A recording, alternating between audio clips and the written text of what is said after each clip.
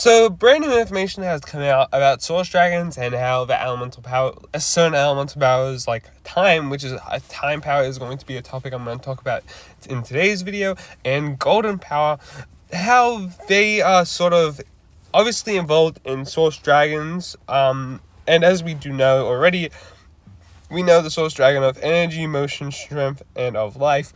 So far, source dragon of life contains Lloyd's elemental power. Strength will obviously contain the earth power. Motion will contain the fire power, as seen with the box art and the dragon being obviously a fire dragon. Fire and heat, I should also say. And then energy obviously being electricity, as I think that was what was significant about that dragon that was under Imperium. Now, an interesting question was posed to the head writers. Let's look at it. A fan asks Doc Wyatt, which source dragon created the element of time, and do time dragons exist? Honestly, a time dragon would be super cool. Would have liked to see that in Hands of Time. Could you imagine a fast forward, reversal, and pause dragon? Sick. Doc Wyatt appears not one of the source dragons that have been named yet. So none of motion, strength, and etc. Those four that we know of do not have any particular power set. They didn't create the source dragon of the element of time. Sorry, in the show. So stay tuned, because obviously we're going to find out more. And sure there should be a dragon of time. I actually find all this information pretty cool. Now, my honest thoughts. Now, time being a power is an interesting element. Hands of Time is a top mid-season of mine. So, if there were any just mid-seasons, that has to be top tier. Reason being is Hands of Time explores an element which is very, especially, I would say right now in this modern era of life, time, multiverse, shenanigans is just too much. What Ninjago did very well, not to get involved in those what-if stories and multiverse stories, is just making time its own prophecy element, being able to control, obviously, the fabric of that reality itself, not getting too, how do I say it, crazy, which I feel like the more crazy they could have got with the element, the better it could have been for story-wise. But in retrospective, looking back at it, having a calmer element of time might just be the most positive thing. And if the new writers want to take their new spin on it, they could definitely do that. Now, obviously, having a time dragon is sick. We saw what the Iron Doom could do.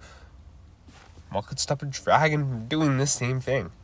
Now, I do also want to talk about something that I think is pretty cool, and I feel like the writers may also do with the time power, because I don't think we're going to see the time power itself come back.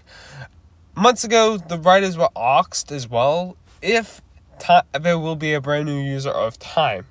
Now remember, the elements were trapped in Chrono still, so it's most likely never going to happen.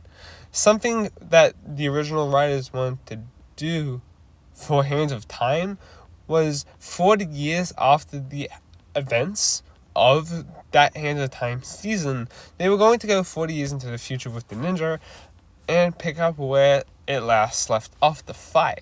Which totally makes sense if you look at it from a certain point, since government allowed Master Wu to leave the time stream as seen on the screen currently. And wow, that does work. So maybe a 40-year storyline could definitely prevail. Maybe time blades can stop popping up like how the Teapot Tyran. Now, there is another element I do want to talk about, and let's quickly get into it now. Will Lloyd ever be able to tap into the golden power again? I've been concerned with this for years. Day one of answering, maybe one day. Why one day? Why is this a question posed? Now, let's just quickly define something. Lloyd's golden power quickly. Lloyd's golden power is the first Ninja's power. Doc Wyatt and all that. That brand new show is with Dragons Rising, up to the occasion, obviously. And what Dragons Rising is doing very well is having a different story than the first Ninjutsu Master, and it does obviously have first Ninjutsu Master elements, but I think this works pretty. It works in a neat bow, not tapping in with powers, and that's why I'm going to quickly explain. First of all, with Lloyd being obviously a conduit in Ninjago Dragon's Rising, it's amplifying his green energy. Is this a positive or a con? There's no positives or cons in my opinion. This has amplified who he is as a person. Obviously, there's still questions like, what if his Oni side could pop out? Can he still use his Oni power? Those sort of questions obviously need to be answered, but there's still question of life is, why Golden Power, y'all? Now, Golden Power is obviously an element Lloyd can obviously control, but will he? And will that be ever answered? I feel like the writers will have to answer that at some point in the future. I can't wait till they obviously answer it.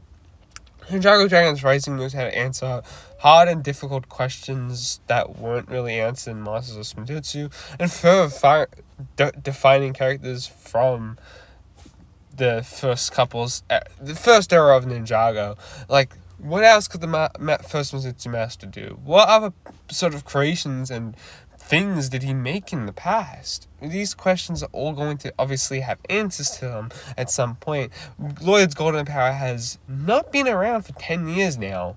It's a question that we're all wanting to know. We've seen several golden minifigs of Lloyd in the Legacy reboot. So, what's to stop this happening again? Honestly, Golden Power ever returning would be something I think would be very interesting and very powerful for the show. But I don't think at this certain stage of Dragon's Rising it's needed. But they could obviously definitely mention how Lloyd has obviously tapped into the first Ninjutsu Master's power once before. But let me know your thoughts about this whole time powers stuff and Golden Power thing. What's your opinion? Let me know in the comments. Thank you guys for watching. Peace out.